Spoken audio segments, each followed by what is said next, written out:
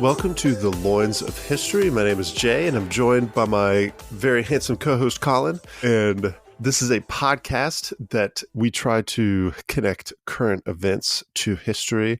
And we've been talking about U.S. and Chinese relations for 19 episodes now. So the last 19 weeks. Yeah, kind of crazy to think about. This is definitely our longest series, I think, so far. But yeah, last week we talked about the meeting between U.S. President Richard Nixon and Chinese Communist Party Chairman Mao Zedong in 1972. We talked about kind of why that happened, how it happened, and the significance of it today. That was our last episode. And in this episode, we're going to finish out the Cultural Revolution, because that meeting between Nixon and Mao took place kind of more or less in the middle of it. There's still about, what, Colin, four more years left until Mao dies from 72 to 76. So we're gonna talk about the rest of the Cultural Revolution and the rise of Deng Xiaoping. So Colin, what are our key takeaways this week? Yeah, so 19 episodes. It's funny. When we first started researching this, we were like, "Yeah, we can do this in 8 episodes. It's just 200 years." 19 episodes on, we've got eight more to go at least. That's right. At least we'll see. So for the key takeaways this week, number one, similar to the Great Leap Forward, the radical factions of the CCP. So we've talked about the Red Guards, the Gang of Four. We'll get into a little bit more. They began to look bad and eventually would fall from grace. And moderates like Zhou Enlai and Deng Xiaoping were able to regain control. And it's going to be a political tightrope for them, but we'll get into that in a second. And then the second key takeaway, Mao was able to play these moderates and these radicals against one another from about 1971 with the death of Lin Biao all the way to his death in order to prevent them from gaining too much control. He didn't want the radical factions and specifically his wife from gaining too much influence. And he also didn't want the moderates to gain too much power and then ultimately undo everything that he had done, because he started to realize that the end was near for him as well. And he had some health issues that he was dealing with. And so the third takeaway is, with that fall, the specifics of it were for the Gang of Four. They started to persecute and launch campaigns against these moderates that were political missteps for them. They became a liability for Mao and the Chinese versus an asset in moving the Cultural Revolution forward. And once Mao was gone and out of the way, it really opened themselves up to be arrested and eventually tried, because the moderates were able to take power. So kind of 1 and 3 go together, but it was really a series of missteps with these campaigns that the Gang of Four launched. So first, I want to go back and I want to finish talking about Lin Biao. And we're going to go back to about 1968, right before Nixon and Kissinger's visit, because I want to paint a picture of the state of China at this point, with the Red Guards being sent out to the countryside and a lot of these educated youth being sent out to the countryside. We talked about the Chinese stepped in and declared martial law.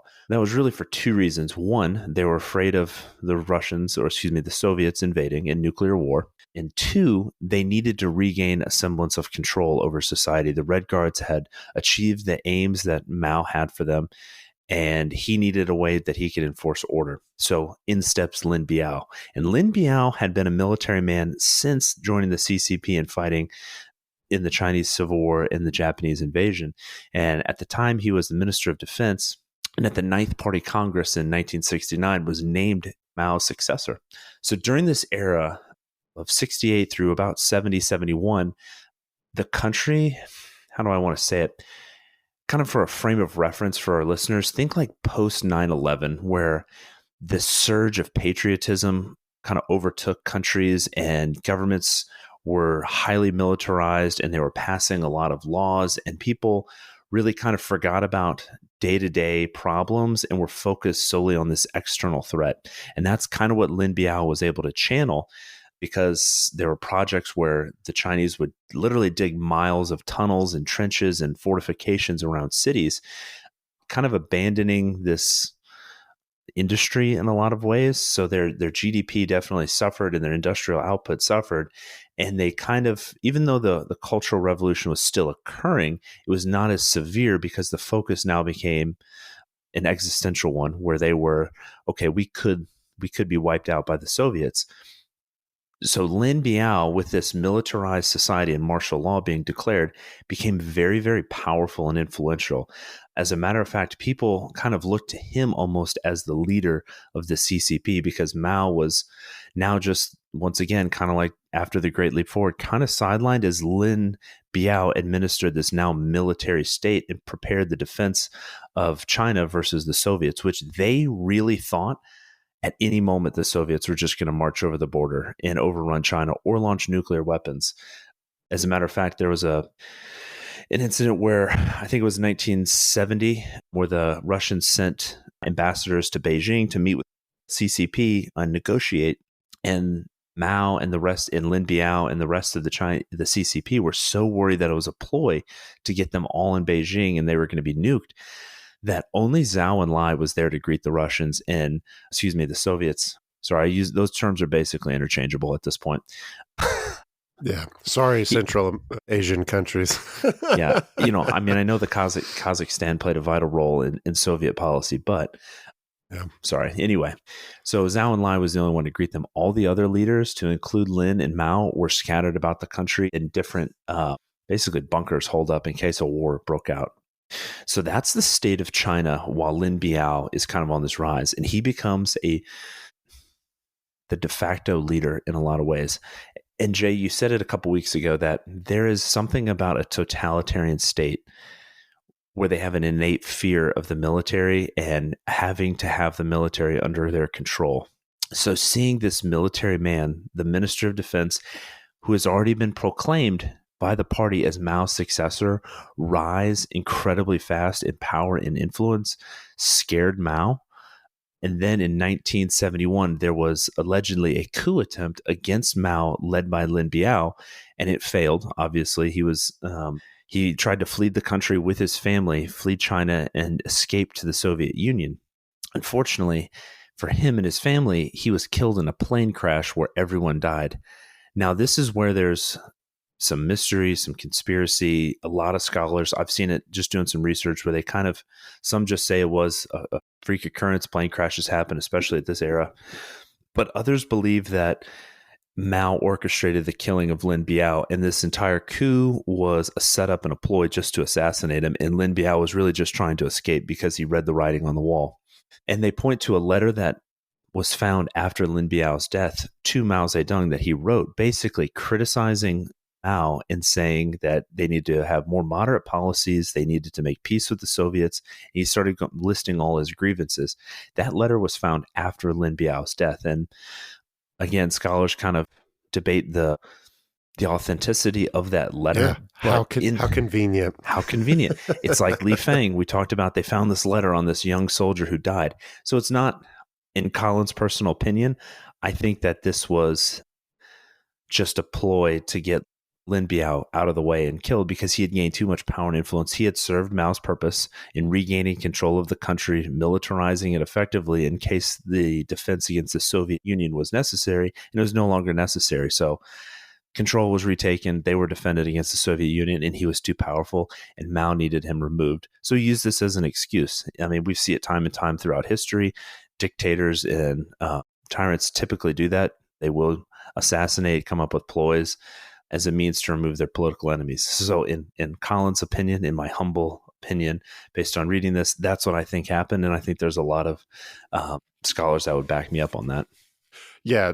I think the general, at least Western English speaking consensus is that was the case. There's even been some Chinese scholars that, in the last 20 some odd years that have come out and said the same thing. The only comment that I would like to make before you start rolling into the Gang of Four is just like the incident with Lin Biao and the extreme paranoia that occurred is a good pulse check on just like the culture of the Cultural Revolution in general. Like, so many people had died. Like, it's really hard to wrap our minds around the fact that there would be like literally hundreds of thousands of people that would vanish in the period of a week.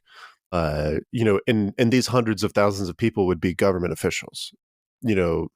China in its entire history has had just a massive administrative bureaucracy that really doesn't have equal in the Western world or elsewhere. And they would just be gone. So there would just be this intense paranoia where if you were seen to be gaining too much power, it was very common for you to just you better watch your back. And that's exactly what happened with Lin Biao. So when we see here, before Colin talks about the Gang of Four, you had to prove your innocence even before anyone started giving you guilty accusations. So yeah, Colin, was that a good segue for the Gang of Four? That actually is a very good segue, because before I talk about the Gang of Four, I want to paint the picture from Mao and why the Gang of Four was brought to power. So Mao, to his core, was a lot of things. He was politically, he was a political genius, to be completely honest. I mean, he outmaneuvered a lot of his enemies. He regained power. He held power for decades. And he was a true Marxist-Leninist to his core. And he believed it. He was an ideologue. He believed in him, his own cult of personality. But we have to understand something about him. He has been part of the revolution and revolutionary movements since he was very, very young. If you remember, he was part of the initial revolutions in 1911 with Sun Yat-sen. He was part of that as a very young man. And then he was a young teacher, and then got involved with initially the KMT and then broke off with the CCP. So his entire life has been revolution, really. And I think that's important to realize, because he understood, for him at least, to maintain power and to enforce these Marxist-Leninist ideas, it was not about policies, so to speak, like a good economic policy, because otherwise he would have left Liao Shaoqi, Deng Xiaoping, and even Lin Biao to a lesser extent, but Deng Xiaoping as well. He would have left them in power and let them run the country, because when they were in charge, remember this from the socialist education movement, the country started to recover faster. However, he started losing his revolutionary control. His ideological control was slipping, and that was his biggest threat. So he understood the importance of ideology. And even if his policies were not good, his ideology would be enforced at all times. And that was what was most important to him. That's why he was willing to have millions of people die in the Great Leap Forward, because it furthered the Marxist-Leninist ideologies.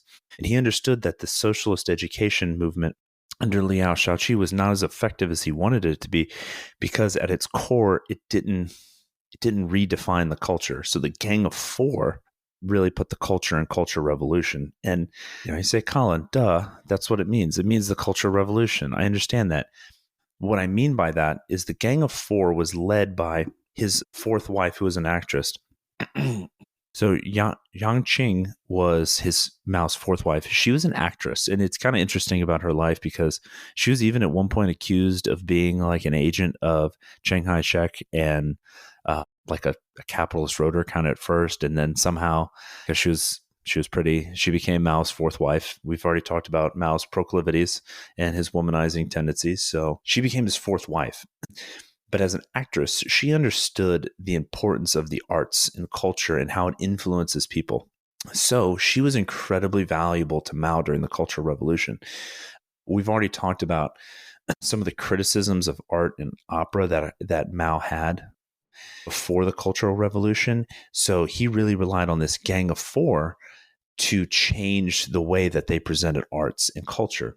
So Jiang Qing was responsible for changing even something like a play. It was no longer these, fantastic stories about Chinese history. It was very black and white. It was the proletariat versus the bourgeoisie. The bourgeoisie was always wrong. The proletariat was always right. And it was very simple, it was very straightforward, and it always had a political message, and it was constantly reinforced.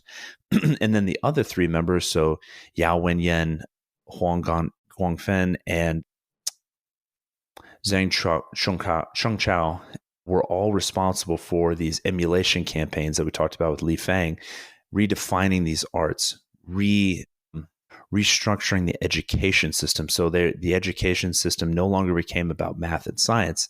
Remember, Mao was a teacher before. It became about political thought, the cult of personality. How can we have the arts and the culture redefined to enforce this cult of personality around Mao and Marxist, Leninist, and Maoist thought? So that was their main responsibility from 66 to 76. They became very, very powerful very quickly, specifically Jiang Qing, because she had the ear of Mao. One of the other tasks that the Gang of Four was really responsible for, we've already talked about their role in influencing the general populace, but was also to keep the CCP in line and keep them on the left side of the Communist Party, politically left, I guess I should say, meaning that they would oftentimes launch campaigns against anyone that they felt were dissidents. So, as we'll see, they launched a campaign after Lin Biao died against Lin Biao. They launched one against Zhou Enlai. They launched them against Deng Xiaoping as well. And what these were designed to do is turn the populace against these leaders, and through this popular mandate of the masses, where people would want them removed from power and they would succumb to this political pressure that was really all launched from this Gang of Four. Think about right now with, I guess, a modern equivalent of what they are is basically like the media. They control the media, and you hear like legacy media, big tech. They're influencing all this. They control all the information. That was the Gang of Four. They controlled the newspapers. They controlled the education system. They controlled really information and how it was disseminated to the populace. And they would make sure that it was always in line with what Mao wanted, and sometimes even a little further left than Mao. That was their main role. And it worked pretty effectively. And then they would also utilize someone by the name of Kang Shan, who I talked about. And Kang Shan was kind of the political muscle of the Gang of Four. He wasn't technically part of the Gang of Four, but he worked closely with them, and he had studied under the NKVD and so in the Soviet Union. So he was like deeply involved in espionage, information, propaganda, and he was oftentimes his interrogation methods involved torture.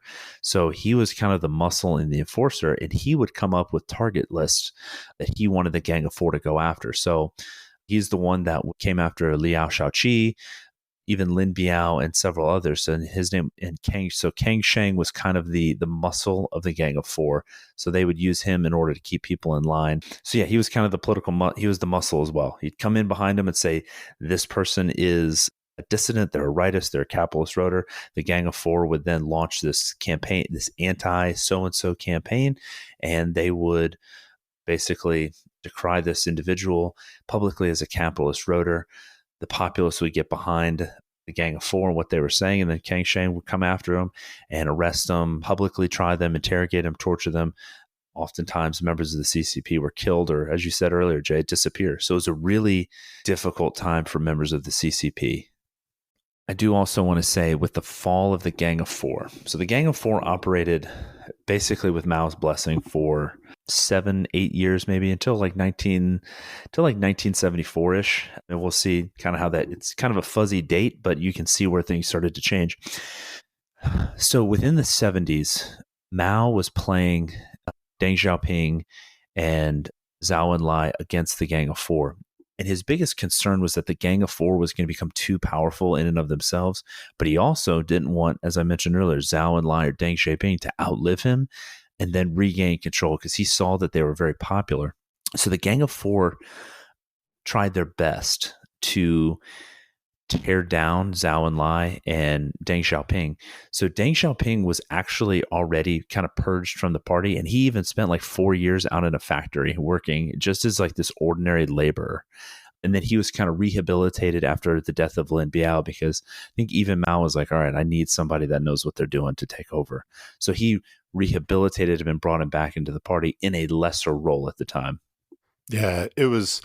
So Deng had been like straight up kicked out of the party, whereas Zhou Enlai had not.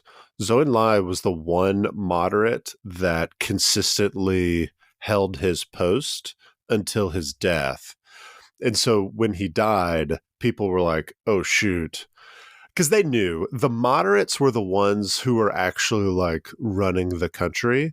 And Mao knew that when the radicals had their way, things went off the rails. However, the narrative that the radicals, i.e., the Gang of Four, peddled was politically convenient for Mao because Mao was himself an ideologue. So when Zhou Enlai died, Deng was like, okay, we actually need somebody to run the country. Deng, come back. Which it's just funny to me that how like this contradiction of, hey, pure socialism actually wrecks the country. We know that the purists aren't the right people for the country.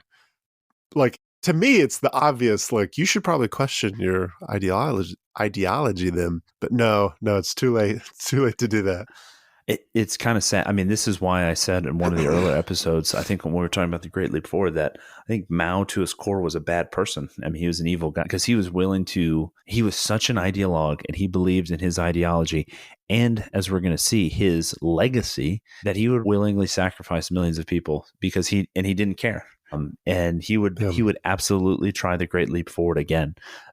And he kind of did again in the 70s, not quite as intensive, but I mean, there were still projects where he launched basically building these giant factories in the middle of nowhere, and they would just rush people like that. He understood that manpower was like China's greatest asset. They just had tons of workers. So he would just flood these like random areas in the desert or in uninhabited areas and be like, we're going to build a factory and everything you need to support it. We don't care if it doesn't make money. We need the factory. And it was like a huge economic disaster in the 70s for them as well, because even though they would build this factory, it was like, okay, they built a factory. Now they have nothing to make and nobody to sell to and no market. So it was just kind of this very poor policy that they had implemented that didn't work. Yeah.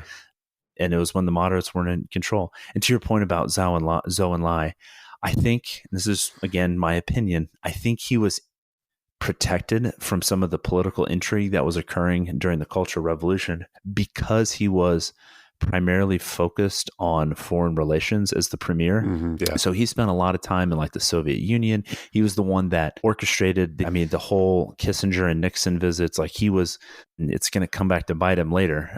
But that's what he was in charge of. So it kind of protected him in a way. And he was so senior and he had such a, like politically, he was kind of a quote moderate, at least for a communist. But even his persona and like the way he carried himself was extremely calming. He had like this calm demeanor. He was described as like this calm demeanor. He was kind of a handsome guy. Like nothing really riled him. Like he was just this calming presence.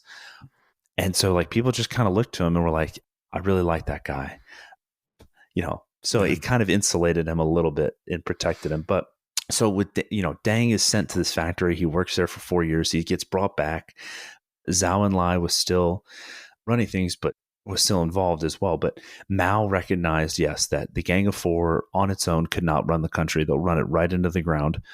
Even worse, and he'll die, and his legacy will be this disaster. He didn't want that, but he also didn't want Deng and Zhou to outlive him and wreck everything of his legacy. So he needed to keep them kind of at war with each other. So the Gang of Four, like I mentioned, they would launch these campaigns against different individuals. So they launched it against Lin Biao and even Confucius, who they'd launch after their death.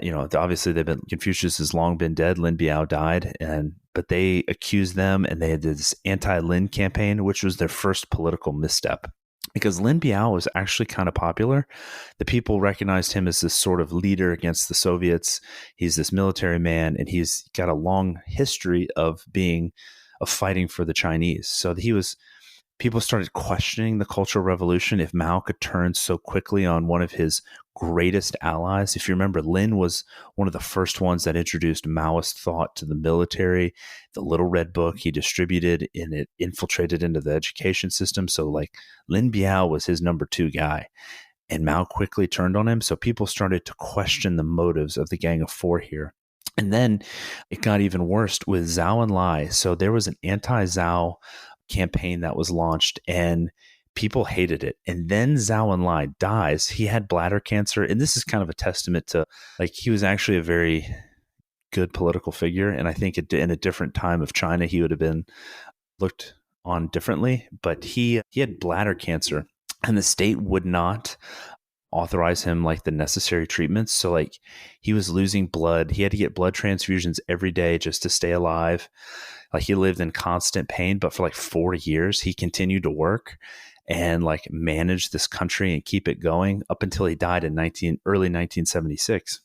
And when he died, people were shocked and very upset. They wanted to mourn. And at this point, Mao had what we call like Lou Gehrig's disease or ALS. He had that. So he was like, mentally, he was still there, but physically he was like withering away. He couldn't walk. He could barely talk. He couldn't even feed himself. So he was like on the verge of death, and he recognized that he was about to die. And he did not want Zhao to upstage him even in his death. So like, nobody was allowed to mourn Zhou Enlai when he died. So like there was even like a funeral procession was not publicized. There was just a quick announcement that, oh, he died, no need to mourn. And then they denounced him as a capitalist roader. And that was finally kind of like these missteps that the Gang of Four had. Well, this is kind of the last one. So that, you know, throughout the 70s, they were kind of, you know, anti-Lin, anti-Deng, now anti-Zhao. He's a capitalist roader. We don't need to mourn him. It kicked off riots across the country because people wanted to mourn Zhao. And it culminated with the Tiananmen incident, not Tiananmen Square that we all know with the tanks in the picture, but the Tiananmen incident. Weird. It had a lot of stuff happens in Tiananmen Square, but it's the Tiananmen incident, which was a riot, and tens of thousands of police and military militia were brought in to quell the kind of mini rebellion. And the Gang of Four kind of doubled down on their strategy and said, well, it was the capitalist roaders, those the subversives, that they're the ones that were responsible for the riot and all this. Wildly unpopular. So Mao had brought in who he was going to call his successor, Hua Gaofeng, who was also kind of a political moderate, but he was somebody that Mao thought he could control in his final days and would not rewrite his legacy. But Deng Xiaoping continued throughout the 70s, despite being continuously persecuted by the Gang of Four, despite Mao always trying to move him around and take away power. He continued to work his way through the CCP and regain his power and influence.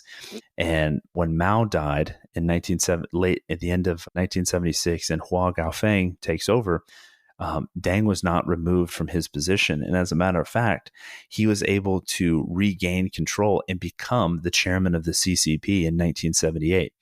And once Mao died, kind of stepping back just a minute, with the Gang of Four, they no longer had their protection. And all of these political missteps, this overreaching, this doubling down, cost them because they were put on trial. They had their own purge. They were purged from the party, kind of like Rochambeau, not Rochambeau, Robespierre in the French Revolution. The guillotine finally came for them.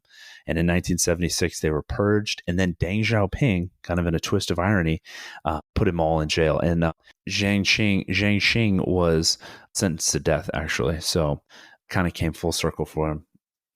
Yeah, no, once Mao passed, it was kind of funny. It was like Deng had been quietly, like, not waiting in the shadows, but he, like a good Chinaman, was playing the long game. Whereas the Gang of Four was doing this aggressive, like, you know, trying to kill him off, didn't work. And then it was game over at that point. I think looking back on it, you kind of see that both Zhao and Deng recognized that Mao was going to die very soon.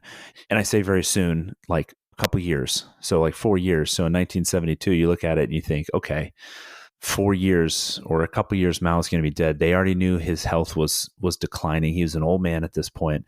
They really just had to survive long enough. And even though Zhou Enlai didn't, he lived long enough to make sure that his legacy was able to be rehabbed afterward, and that somebody could replace Mao and right the wrongs of the Cultural Revolution. And that was Deng Xiaoping. And it's kind of important to note that The Gang of Four saw this as they had to act quickly because they also knew that Mao was going to die very soon, and they had to remove everyone who could be a threat as soon as he's gone. So it's kind of like it's weird to think, but in Mao's final years, he was still very powerful, but everyone was planning for him to die and what was going to happen as soon as he died, because it was going to be extremely chaotic. The moment he died, the Gang of Four was going to be exposed, and they had to make sure that they were in a position that they could survive. Fortunately, it didn't work out for him. Well, fortunately, I should say didn't work out for him. And, it's kind of interesting looking at the Gang of Four, like during the 70s, Zhang Qing, I already said that she had some questionable loyalties kind of during the Chinese Civil War. She also was like a paranoid schizophrenic and a hypochondriac. So she was taking these medicines and medications for all of these illnesses, some real, some imagined. And she thought that her doctors and all of this medical staff was trying to kill her. She started at that point trying to equate herself to the only empress to ever rule China. And she made these giant robes of like royal red. And so she kind of built her own cult of personality around her. And I say paranoid schizophrenic because like delusions of grandeur, paranoia, those are all, I'm not a doctor at all or a psychologist. It's like Psych 101. You kind of look at it and you see like that's probably what she had. But I think that contributed to her irrational decision makings as the Gang of Four to go after some of these people, rather than kind of recognize that we need to play the long game here and understand where we're at as soon as Mao dies. I don't know, just my opinion, just my 2 cents throwing it out there. Kind of an interesting thing. So that's how the Cultural Revolution ended. It was very much Mao just died, and then the Gang of Four was arrested. It's important that I think we study the Cultural Revolution, and it's part of the reason that Deng would look back and try and right some of these wrongs, because what Mao and the Gang of Four did during the Cultural Revolution was completely sever ties with the past. What I mean by that, China has had a long history, thousands of years, and one of the main goals of the Cultural Revolution, and really much of Mao's reign as chairman of the CCP, even before the Cultural Revolution, was to modernize China in a Marxist-Leninist model, get rid of the old ways, basically destroy the past so you can look to the future. And I think that's kind of a scary thought in the way they went about it, because you had young students who destroyed works of art, who destroyed cultural traditions that had a lot of value within that society and held the society together. And they did it indiscriminately. And what it ended up doing was severing this continuous thousands of years of history, these people from that history. Today, China has had to rebuild a lot of those monuments. It's not really the original. I mean, the Forbidden City most of it was just rebuilt after it was destroyed. All of these, the Great Wall, much of that's been rebuilt. All of these things through art, manuscripts, they had to kind of, after Deng Xiaoping came back to power, they had to look back to it and kind of recreate it. But they severed this tie to the past, so they became kind of like this rudderless ship where they could be guided any which way by the Gang of Four in their new cultural norms that they were implementing or trying to implement via education, the arts, things like that. So as Americans, as listeners, it's important to understand and learn from history so you can kind of use it as a guide and recognize where problems are, see it as something that can unify you as a people. And that was something Mao wanted to destroy so he could remake people. And ultimately, when he tried to do that, he committed atrocities indiscriminately. Millions of people died during the Great Leap Forward. Hundreds of thousands were killed during the Cultural Revolution. Millions more were displaced, had their lives upended and destroyed, all for one man's ideology. So I think it's important to recognize that when people start talking about destroying all of the past and just only solely focusing on the future, an alarm bell should be kind of going off saying like, hey, that's kind of what most evil totalitarian regimes have always tried to do, was completely sever a group of people from their past. Just my 2 cents. And I think even Deng Xiaoping recognized that, because after he came to power, and the Gang of Four was sentenced to jail, and Zhang Xing was sentenced to death. They, as the CCP, looked back and actually exonerated Liao Shaoqi and some of these others who were purged from the party, and they even started making apologies and understanding how wrong the Cultural Revolution was and what it did to the Chinese people. That was one of the biggest things that they could have done, was really just going back and saying Liao Shaoqi is exonerated, and all these other members of the CCP that had been purged, apologizing, recognizing it was wrong. So one thing that happened in like Deng's, initial like repudiation of the Cultural Revolution. So just wanted to make one comment here, and that was Guofeng, Yeah. Mao's like stated successor. There was like a 2-year period where he was in charge and Deng wasn't after Mao's death. He had come up with a statement called the two whatevers.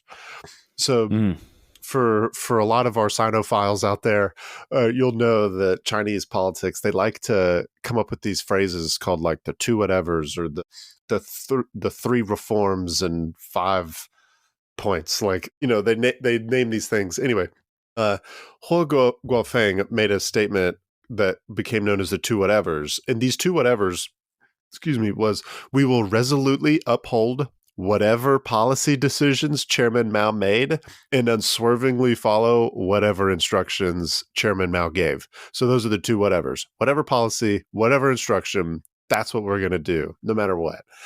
And it was very much like, frankly, Huo Guofeng being a beta and just saying, like, I can't make any independent decisions myself, so we're just going to do whatever Chairman Mao said, even though he's dead. Which is why he was selected. Precisely. Well, Deng Xiaoping was like, nah, man. In the moderates, they very skillfully used another phrase that was well known historically in Chinese culture. And this phrase is "seek truth from facts." And this became one of the main slogans of Deng Xiaoping's, push for reform and opening up. And I think it's particularly relevant for us today. Like, not to go off on a tangent on, the recent news about the origins of COVID, and how, like, there's been multiple federal government intelligence agencies, most recently the Department of Energy, that said, like, yeah, it most likely came from a lab in China. And there was a period of time in which, you would have been silenced for saying that very thing, browbeaten for being a conspiracy theorist, etc. And to me, it's particularly relevant for our own culture. Like, again, not to take political cheap shots here on a history podcast, but the point being is that, like, one of the things that made Deng such a good leader, I'm not saying perfect, he was still a commie, but, like, it's this phrase of, like, the excesses of the Cultural Revolution and Mao's cult of personality are like, no, folks, we got to apply some independent thought here, and we have to seek truth from facts. To me, the seek truth from facts is a good, like, broad generalization to think about what Deng was trying to do. Another one was, he was big on a phrase that went as liberation of thought. And it's like, it sometimes feels like now we feel like we have the thought police, like, we call it cancel culture, but it's like, no, if you don't have the approved belief, you are shamed. You get to wear the dunce cap, which literally comes from the Cultural Revolution in Chinese culture. It's like, you will get named and shamed and that kind of thing. And I think that's why one of the things that makes the United States and Western culture great is our commitment to freedom of speech, because you're not always right. And if anybody wants to disagree with me on the podcast, you're free to do so. It's funny that you say that, because it is true. Like, looking back over the past 3 years, I subtly threw in like legacy media and big tech or whatever, kind of comparing it to the Gang of Four. But it is true. If you were to bring up the lab leak theory in, say, July of 2020, you were scorned. You were publicly scorned. Like, if you were any sort of influential person, and there were some like B-list movie actors who would do it, like, they would put you on, like Jimmy Fallon, Stephen Colbert, those guys would put you on, and then they would just berate you. And like, the whole intention was basically to browbeat you, like have a comedian go out there and make fun of you. in order to get you to publicly apologize, or have people kind of is have people go and do their job for you, basically censor you, create such a public outcry and angst and turn people against it, make it so outlandish that people don't want to upset the norms and say, hey, maybe there is something to this. Maybe we should look into it. What's the problem with an investigation? And it's like, no, these comedians and everybody's telling me that it's complete conspiracy theory and I'm losing my mind and I can't do that. And, we got to save just one life and maybe we will, So that's the modern equivalent to what the Gang of Four was doing. Like they were the ones influencing what we would call like big tech, legacy media, night talk show hosts, things like that. Even academics. I mean, academics in China were, the education system is one of the first places that it was the first place the Cultural Revolution began. It was one of their key areas of focus, was influencing people through academia. And, that's what's happened now. Yeah. Which, when this is going to be somewhat of a tangent, but it is very relative to China here. We're all about tangents here. So like, let's yeah, I don't want to go off on a COVID thing, because what I'm about to say could probably very easily be interpreted as a conspiracy theory. But Colin, have you seen the video montage of all the local news station anchors saying the exact same thing about misinformation? Like, and it's like this very eerie and creepy, like word for word, they're saying the exact same thing. I mean, we're talking about dozens and dozens of different local news anchors. You know what I'm talking about? Oh, I know exactly what you're talking about. I know the montage you're talking. Yes. Yeah. So I only bring up that montage to say, like, it's not a conspiracy theory. Like, it's just objective reality that the news sometimes, I'm not even trying to say all the time, sometimes receives talking points.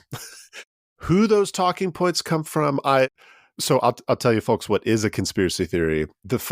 Any kind of theory that believes like the world is ruled by a small group of individuals or anything like that, that's a conspiracy theory. That's not true.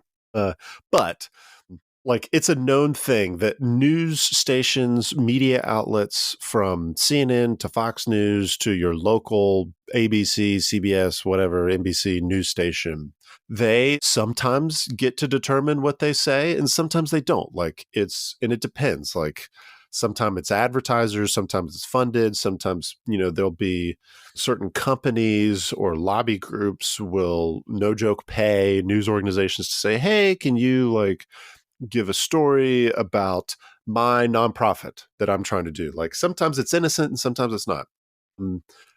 What I'm trying to get at here is, like, there was a very united effort to condemn the lab leak theory and say that it came from a bat. And the only question that I would like to raise here is, like, why?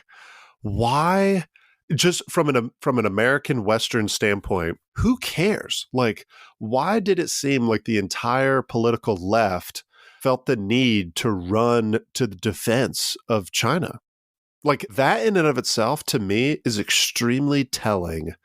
When, like, why couldn't the political left here in this country, and I'm including like moderates here, why couldn't we all have been like, yeah, it probably came from a lab, like it was probably an accident? Like, why does this have to be a conspiracy theory? And the only rational explanation that Jay, can think of is for no other reason than it was in the political interests of China to ensure that narrative didn't go out because it made them look bad. Therefore, that I think the American people, me as a citizen, I want to question certain media outlets. Like, I want to know where their money's coming from because it's influencing how, like, I feel like as a citizen, we have a right to know. Like, if we have laws in this country where you're required to publicize campaign funding, right? Like, you're required to report, if you're a candidate, who funds you and what organizations you receive your money from.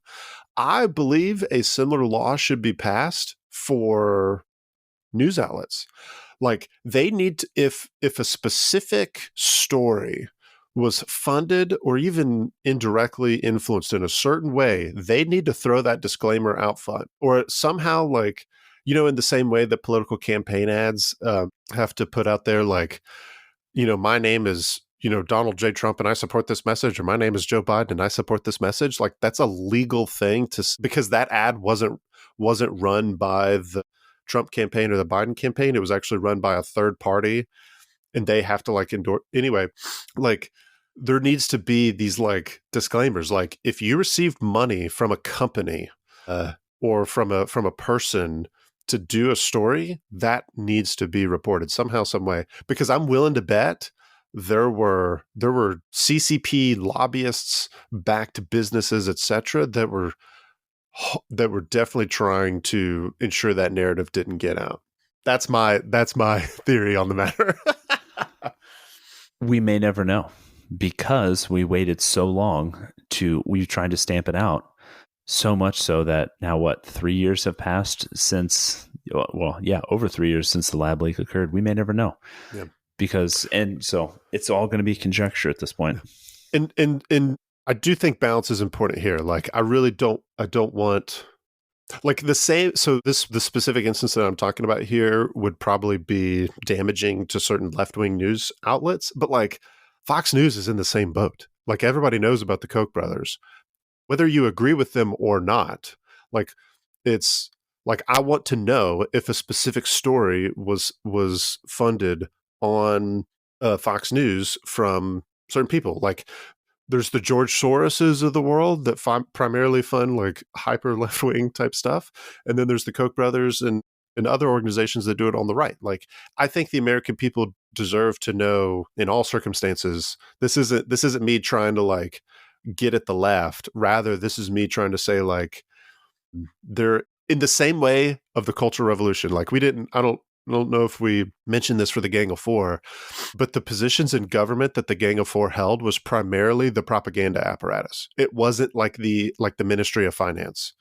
It was the media that they controlled, so to speak. So, like, in the same way that when the media is controlled by a bunch of ideologues, you get the thought police.